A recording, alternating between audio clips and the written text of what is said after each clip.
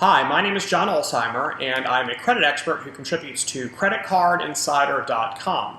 Today's question is this: if I make a large purchase on my credit card and then pay it off immediately, will that large purchase result in a large balance being reported on my credit reports for that particular account? It's actually a very good question, and the answer is, drumroll please, no, it will not. The credit card issuer, and really everybody who reports anything to the credit reporting agencies, reports information only once a month.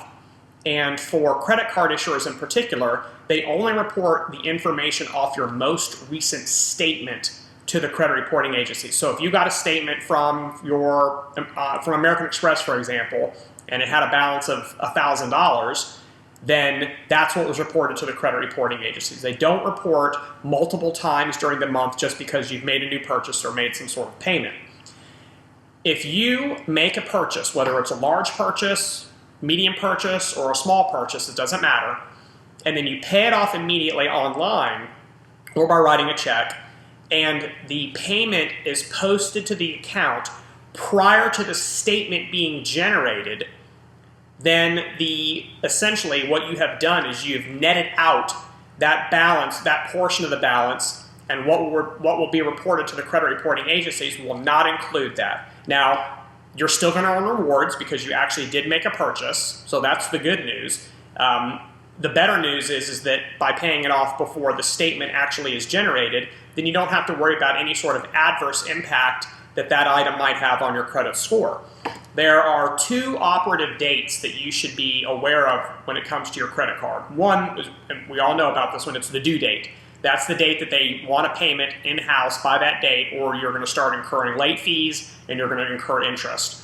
The second date, which a lot of people don't know about, is what's referred to as the statement closing date. And the statement closing date is generally 21 days prior to your due date.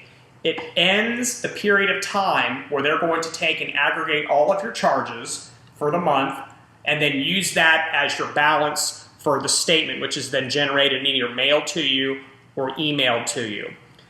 If you're able to pay off not only individual charges but even the full balance of the account prior to the statement closing date, then essentially what's going to happen is your statement is going to have a zero balance, even though you use the card. Now, what you've just done by doing that, you've done two things actually. You have avoided a balance being reported to the credit reporting agencies, which is great for your credit scores. What you've also done is you've also failed to take advantage of the newly mandated 21-day grace period. You may not care about that because you're going to pay in full anyways, so why not pay it 21 days sooner versus 21 days later and then get the benefit in your credit score of doing so. So it's actually a very smart move, and it's actually a very ethical and effective strategy to improving or maintaining a high credit score while continuing to use credit card accounts, just paying it before the statement close date versus paying it before the due date. Now, obviously, if you need the additional 21 days to cobble together the money in order to pay the bill, then this strategy is not going to work for you because you need those additional 21 days in order to do that. And so whatever balance shows up on your statement is always going to show up on the credit report, and then whatever impact that's going to have on your credit score, obviously it's going to vary consumer by consumer.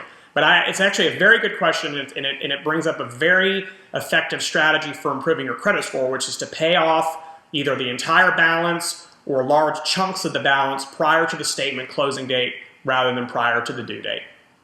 If you have any other questions pertaining to credit or financial topics, please submit them to creditcardinsider.com. Thank you for watching and have a fantastic day.